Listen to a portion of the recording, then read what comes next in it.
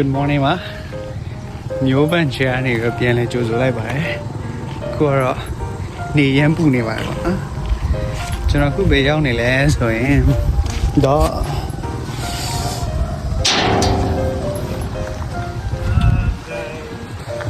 ကျွန်တော်နဲ့အနီးဆုံးနေရာဖြစ်တဲ့ Butterfly Paradise ကိုရောက်နေရဖြစ်ပါတယ်ဒီရှေ့မှာဆိုရင်တော့ဘာခေါ်လဲပေါက်ဖက်ပုံစံရုပ်တုကြီးကိုလောက်ထားဖြစ်ပါတယ်ဒါတော့ဒီ location ရဲ့နာမည်ဖြစ်တယ်ပေါ့နော်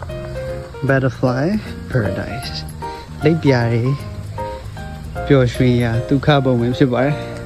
နာမည်ကတော့ Samo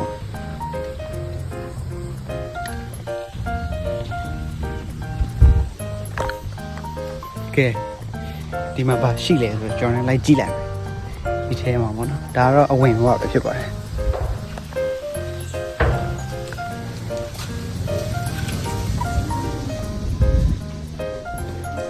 ကဲဒီမှာဆိုရင်တော့ဒါလက်ဆောင်ပစ္စည်းရောင်းတဲ့နေရာပဲဖြစ်တယ်ပေါ့နော်အင်ဂျီလေးပါရှိတယ်ဒီမှာလည်းရှိပါတယ်ဒါကျွန်တော်ပါဒီမှာကတော့ပတ်စံအိတ်လေးပေါ့နော်ပတ်စံအိတ်အကျွေးစီလေးတွေပါထည့်လိုက်ဒါတော့ငါးကံပဲဖြစ်ပါတယ်ပြီးဒါလည်းဆောင်ပစ္စည်းပေါ့နော်ဒီလိုလေးလပပြင်ဆင်ထားတွေ့ရပါတယ်ခုနကဝင်တဲ့အပေါက်ကကြတော့ဒီလက်ဆောင်ပစ္စည်းရောင်းနေဆိုင်ကိုတမ်းမြောက်ဝင်သွားတာပေါ့နော်ဒီနေရာကတော့main entrance ပဲဖြစ်ပါတယ်ဒါဝင်ပေါက်ပေါ့နော်ဆိုတော့ဝင်ကြီးကတော့တယောက်ကို$5ကျပါတယ်ဒါပေမဲ့ကျွန်တော်ဒီမှာနေရဆိုတော့အလကားဝင်လို့ရပါတော့ Okay ဝင်ကြည့်အောင်ဒီမှာရှိလဲဒီမှာကတော့ Lake Butterfly Paradise လို့ပြောတဲ့အတိုင်းပဲပေါ့နော်ဒီမှာဆိုရင်တော့အဓိကကတော့လိပ်ပြာလေးပေါ့နော်ဒီမှာပထမဆုံးမြင်ရမှာတော့မိချောင်းပေါက်လေးနှစ်ကောင်ပဲဖြစ်ပါတယ်ဒီချောင်းမြင်ရတာမိချောင်းပေါက်လေးနှစ်ကောင်ပဲ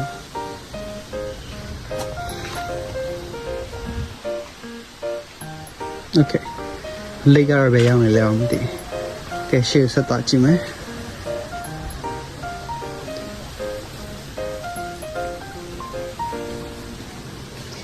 In the beginning, God created the heavens and the earth. ဒီလေးလေပမောင်ဒီလေးမမိလားကျွန်တော်ကြောင်းမှာဆိုအများကြီးရှိခဲ့ပါတော့ပမောင်ဒီလေးစားလို့ရတယ်ချိုချင်းလေးပေါ့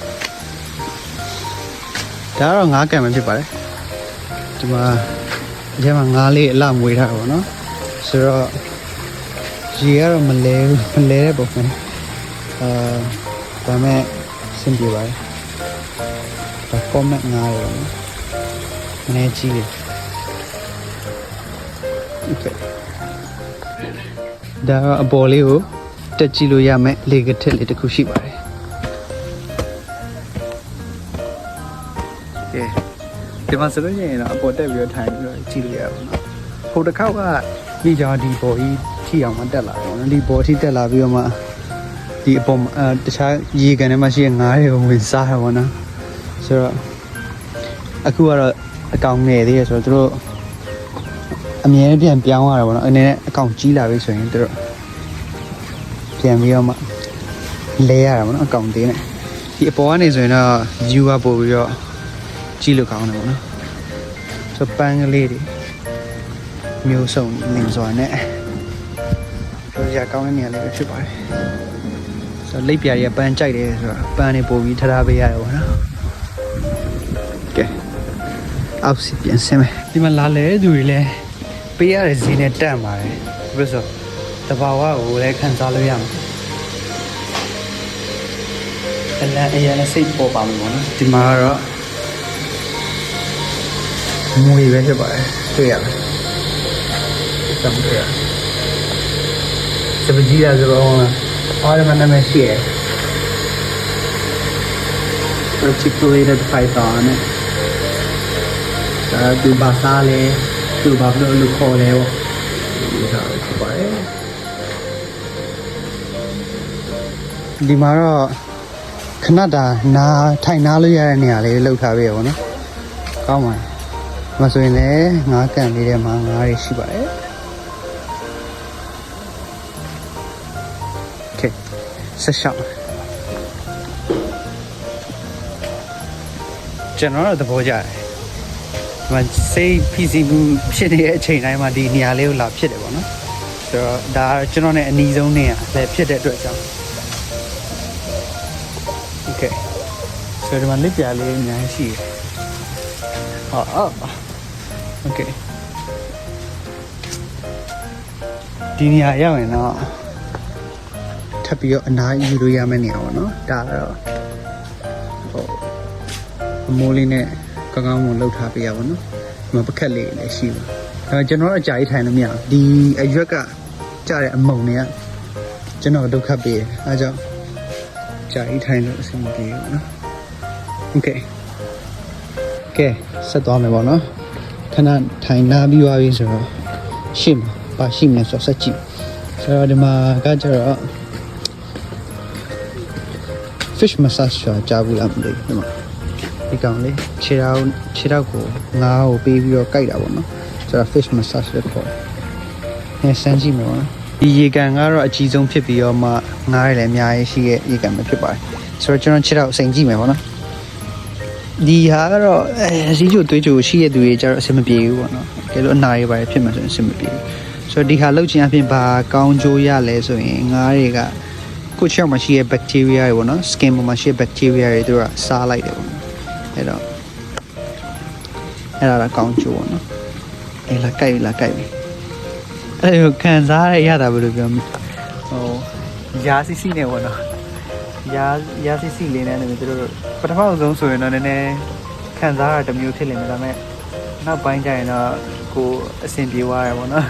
သူရာစီစီလေးနဲ့သူတို့ကြိုက်တာ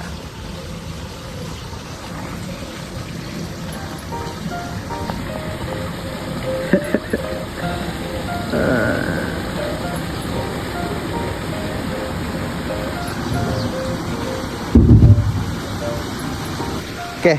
တော်ပြီရှစ်ဆက်သွားကြည့်မယ်ရှေ့မှာဘာထက်ရှိရမလဲရှေ့မှာဘာထက်ရှိရမလဲဆိုတော့ရေတကုံအတုလေးပေါ့ဖောင်ထိန်လေးတစ်ခုရှိပါတယ်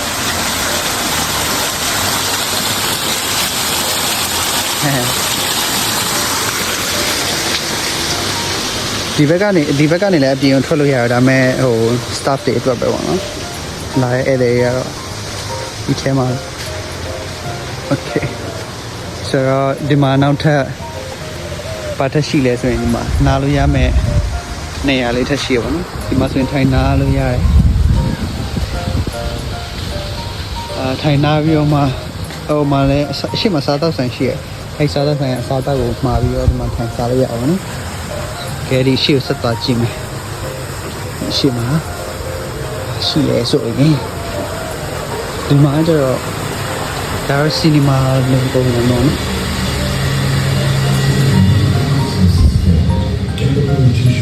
ဒါရစီနီမာပဲဖြစ်ပါတယ်ဒီမှာဆိုရင်တဘာဝနဲ့သက်ဆိုင်တဲ့အကြောင်းတွေကိုပြပေးနေရဖြစ်ပါတယ်နော်ဆိုတော့တဘာဝဆန်နဲ့ပြားကင်လက်ရာတွေကိုလည်းကြည့်ရှုခွင့်ရမယ်ပေါ့နော်ဆိုတော့ဒါလည်း free ပါပဲစီနီမာပုံစံလေး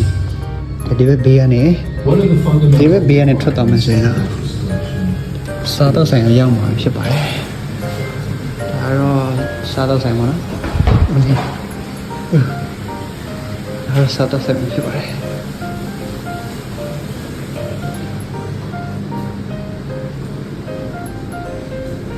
ဒီမှာတော့ healthy food ပဲရောင်းနေမှာနော် vegan restaurant မှာဖြစ်ပါတယ်ဆိုတော့ဒီမှာဘာရလဲဆိုတော့ကြည့်မယ်ဒီမှာရတဲ့ပစ္စည်းပေါ့နော်ဒီကောင်တွေကကျတော့ ice cream တော့အချိုရည်တော့ရှိမယ်ပြီးတော့ဒါတော့သူ့ရဲ့ menu လေးပေါ့ချစ်စရာလေးလိပ်ပြပုံစံလေးနဲ့ဒီမှာဘာရရှိလဲဆိုရင် drinks ရှိမယ်ပြီးတော့စားအသောက်တွေရှိမယ် fries ဆို coconut chips တို့ Lokla gluten. Yobashi. Also, mushroom rice, kimchi soup, salad plate with beans, lazy breakfast. CR $3. There are frozen treats. Okay. There are the menu of your body. Sado Simona.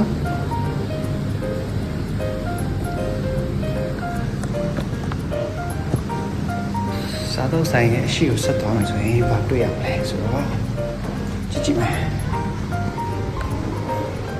She is very much. Art class she by Mahara Baji tennis are laws among she art class by Shabai. Welcome to art class. Must say not G tenamo Baji tenamo. To a Yabachan, they go window me so in law. But she lays her tema. Libya. You so you doing her, she by. ပြီးတော့ဒီမှာလက်ပြဘယ်လိုဖြစ်လာလဲပေါ့နော်ဒီဘုံလေးတွေထဲမှာဆိုလို့ရှိရင်လက်ပြဖြစ်လာတဲ့အဆင့်ဆင့်ကိုပေါ်ပြထားပဲဖြစ်ပါတယ်ဒီမှာဆိုရင်ဒါသူ့ရဲ့အဆင့်ဆင့်ပေါ့ဥကနေပြီး caterpillar ကနေပြီးတော့ chrysalis ကနေပြီးတော့နောက်ပိုင်း butterfly ဖြစ်သွားတဲ့အဆင့်ပေါ့နော်ဒီမှာဆိုရင်ဒီမှာဒါခုကောင်လေးတွေရဲ့ခုကောင်လေးတွေတို့မွေးပြီးတော့လက်ပြဖြစ်တဲ့အထိကျတော့လောက်တာပဲဖြစ်ပါတယ်အဲ့မပြီးသေးပါဘူးမပြီးသေးပေါ့နော်ဒီဘက်ချက်မှာ animal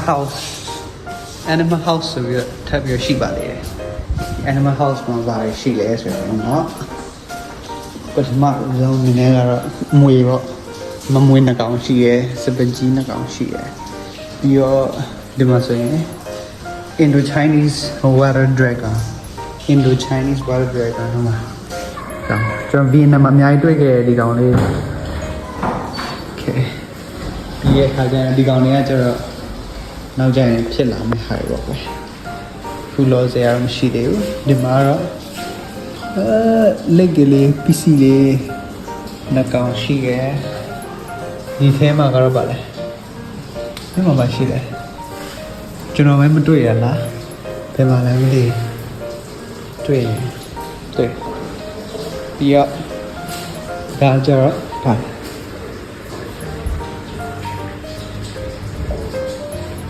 ဒါလဲကျွန်မစီရမမြင်ရှိမယ်ဘာကောင်းလဲမသိ Okay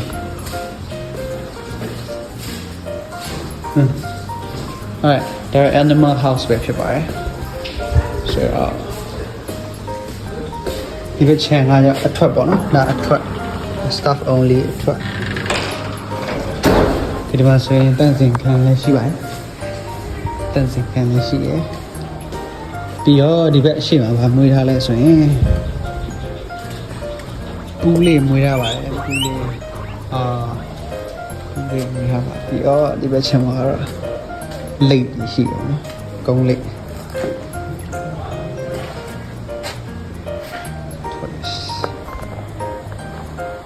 ဒီကံပြီးတော့အရှိကိုဆက်လာမယ်ဆိုရင်တော့ဒီဘက်လက်ဆောင်ပစ္စည်းရောင်းတဲ့ဆိုင်ပြန်ရောက်မှာဖြစ်တယ်ပေါ့နော် Okay alright ဒီဘက်ချမ်းပြန်꿰မယ်ပြန်တဲ့လမ်းပေါ့နော်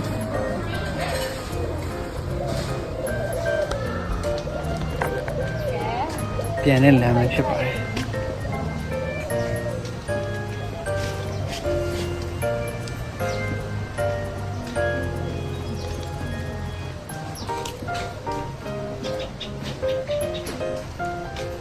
မှာဒီကောင်စက်ကူပန်းလေးရှိဒါတော့ဘာခေါ်လဲမသိဘူးခေါ်တယ်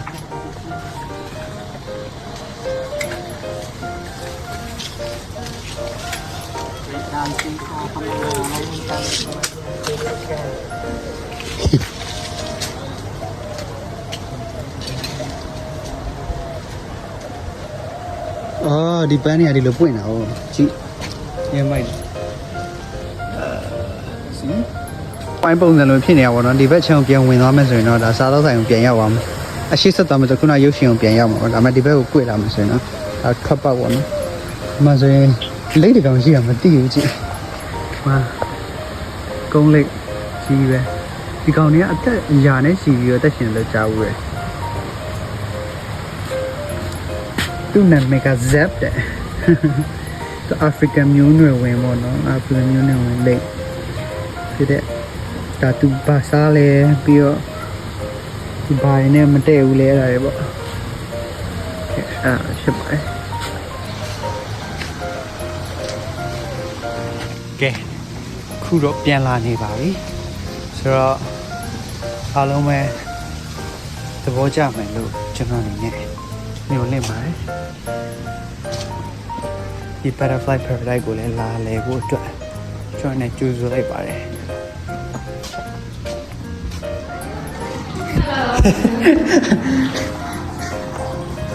ဒါတော့ထွက်ပါနော်လိတ်ကလေးရှေ့မတွေ့ဘူးပြေကုန်ကျွန်တော်ကြောက်လို့ထွက်ပြေကုန်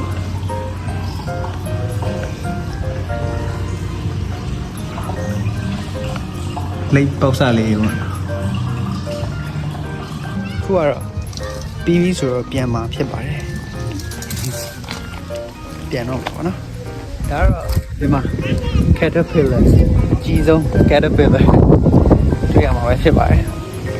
ဒါတော့ကျွန်တော်ပြန်နေပါပြီကြည့်ရှုပေးရဲ့အရောက်စီတိုင်းအတွက်ကျေးဇူးတင်ပါတယ်ကျွန်တော်အနေနဲ့ like share react လုပ်ပေးဖို့အတွက်လည်းတောင်းဆိုပါတယ်ဆိုတော့နောက်ဗီဒီယိုမှာပြန်တွေ့ကြမယ် bye bye